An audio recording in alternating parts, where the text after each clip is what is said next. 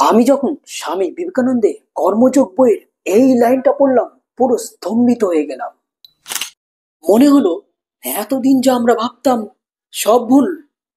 শোনো সেই লাইনটা, সকল কর্মের উদ্দেশ্য মনের ভিতরের পূর্ব হইতেই যে শক্তি রইয়াছে তাহা প্রকাশ করা, আত্মাকে জাগাইয়া তোলা। প্রত্যেক মানুষের ভিতরে এই শক্তি আছে এবং জ্ঞানও আছে।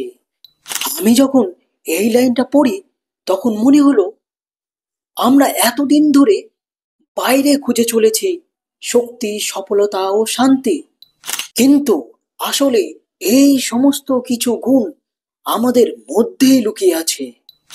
প্রতিটি কাজ, প্রতিটি অভিজ্ঞতা আমাদের সেই ঘুমিয়ে থাকা শক্তি জাগানোর মাধ্যম।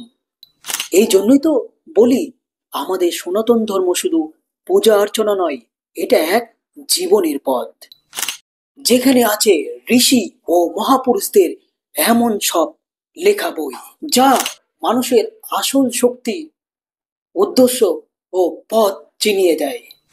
আর স্বামী বিবেকানন্দ বলেছেন, গর্ব করে বলো আমি হিন্দু। তাই কমেন্টে লিখো আমি গর্বিত হিন্দু।